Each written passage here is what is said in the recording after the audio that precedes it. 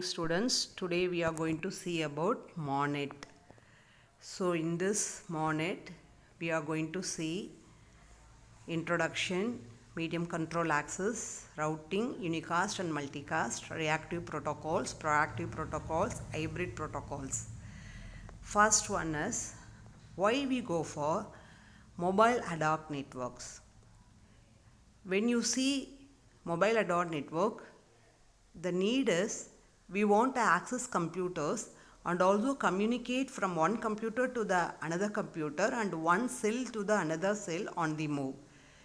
Infrastructure based networks, that means wire networks, are traditional cellular systems. So base station infrastructure is needed. Wireless LANs or infrared and or radio links, very flexible within the reception area. Ad hoc networks are possible, low bandwidth compared to wired networks, that is 1 to 10 megabits per second. Ad hoc networks are useful when infrastructure not available, impractical or inexpensive, or it's very expensive thing, and it's mainly used for military applications, rescue and home networking. Cellular networks are single hop wireless connectivity to the wired world. The space divided into cells, that means cell is nothing but the coverage area of the tower. The base station is responsible communicate with host in its cells. Mobile hosts can change cells while communicating. Handoff occurs when the mobile host starts communicating via a new base station. That means there are two towers, each having its coverage area. When the cell phone or the receiver moving on a vehicle, the vehicle moves from one coverage area to the next coverage area. That means one cell to the another cell. Then we call it as a handoff. Now we go for multi-hop wireless. That is, this may need to traverse multiple links to reach the destination. We have so many numbers of coverage areas, so many numbers of cells. So the signal travels from the transmitter to the receiver through the number of nodes, and finally it reaches the destinations called as multi-hop. Mobile ad hoc network is otherwise called as MONET. It is abbreviated as MONET. There are two types: host moment frequent and topology change frequent. Host moment frequent is it is changing the host tower or host station is it is changing. Mobile station is move on the move. It is moving frequently, and also the topology like bus topology, star topology, that is also changing frequently. So no cellular infrastructure is needed. Multi-hop wireless links is needed. Data must be routed via intermediate nodes. Next, why we should go for ad hoc networks? Setting up the fixed access points and backbone infrastructure is not always viable. Infrastructure may not be present in distracted area or war zone. Infrastructure may not be practical for short range radios. Bluetooth, the range is approximately 10 meters. But ad hoc networks do not need backbone infrastructure. So previously we told all the points is for the wire network. So ad hoc networks do not need backbone infrastructure and also very easy to deploy, useful when infrastructure is absent, destroyed or impractical. It has got lot of applications. One is personal area networking, military environments, and also in civilian environment, and also for emergency operation. Personal area networking is as we use, that is cell phone, laptop, earphone and wristwatches. Military environment is where in the war zones we have soldiers, tanks and planes. Civilian environment is taxi cab network, meeting rooms, sports stadiums and all boats and small aircrafts. Emergency operations are search and rescue operation, policing and firefighting. Next is challenges in the mobile environment or limitations of wireless networks, limitations imposed by the mobility, limitations of the mobile computer. Limitations of wireless networks are packet loss due to the transmission error. When we transmit the packets from one end to the another end, then there will be a loss of packets.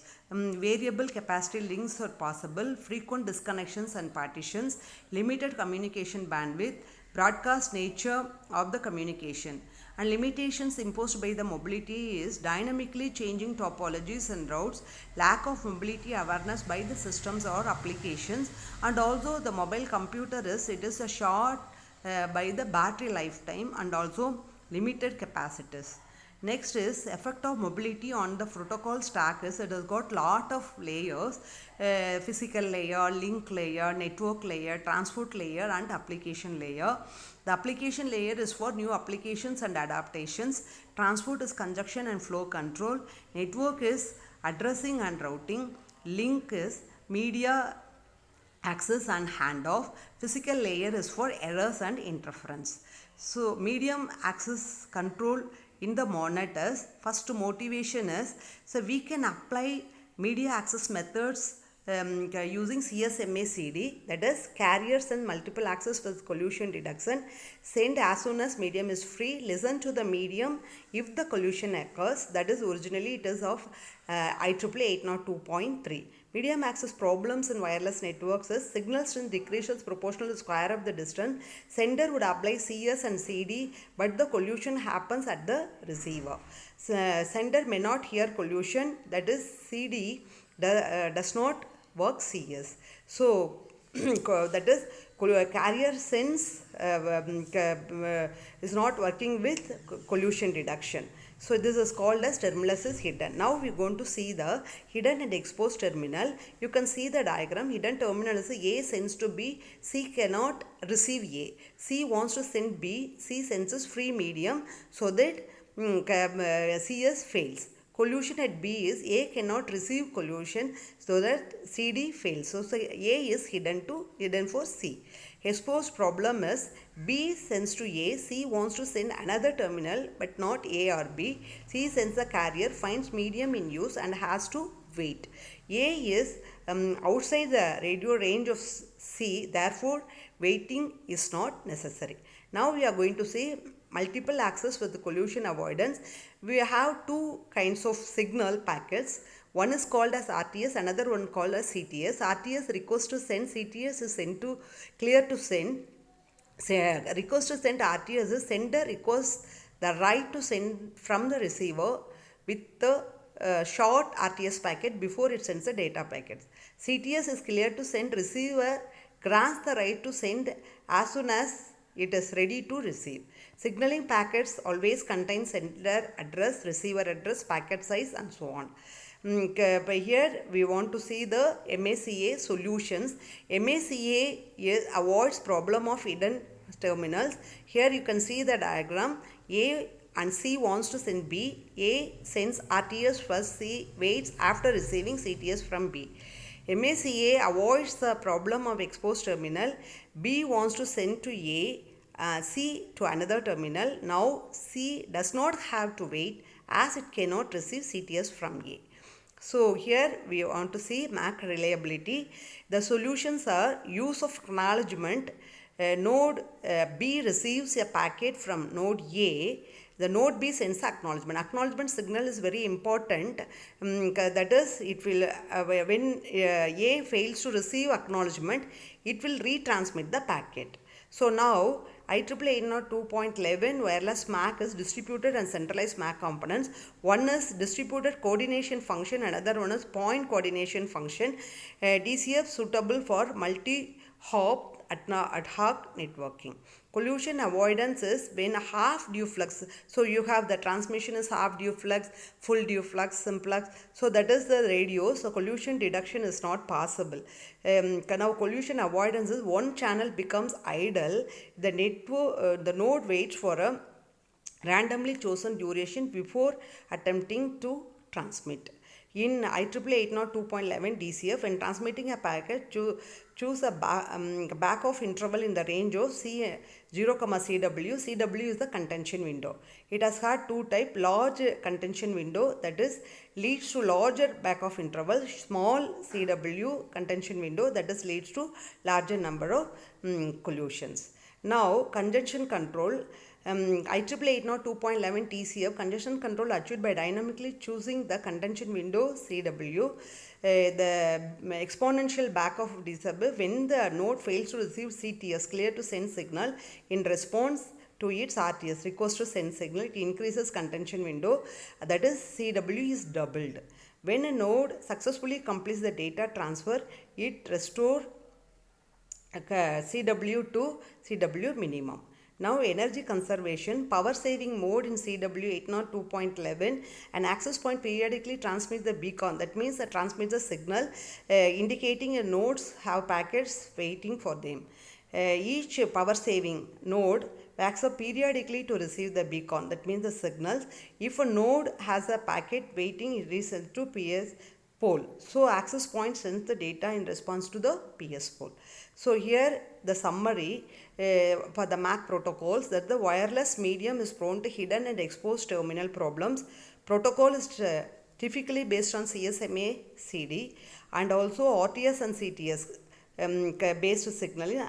Acknowledgements for reliability. Contention window is used for congestion control, and also we can go for IEEE 802. Wireless LAN standards. And now we are going to see routing in MONET. So there are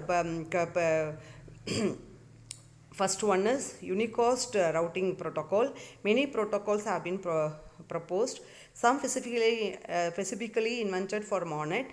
Others adopted from protocols for wired networks. So here the no single protocol works well in all environment. So now we are going to see routing protocols types. So they are classified as proactive protocols, reactive protocols, and hybrid protocols. Traditional distributed shortest path protocols or proactive protocols maintain routes between every host pair at all times based on periodic updates and also has high routing overhead, that means load. The example is DSDV, the destination sequence distance vector. Next type is reactive protocols, determine route if and when needed. Source initiate route discovery. Example DSR, dynamic source routing. Hybrid protocols is adaptive, that means changes according to the environment. Combination of proactive and reactive. Example is ZRP, zone routing protocol.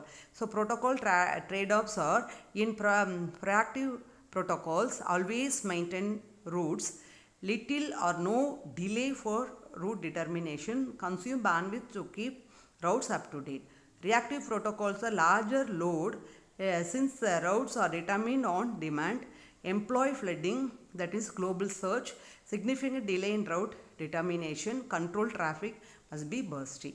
So these are the topics we have seen today. You have learned about MAC protocols and its congestion control and types of CSMA CD, and also you have the routes, routing protocols we are using for the MAC protocol, that is the MONET. So these are the things we have seen today. Thank you, students.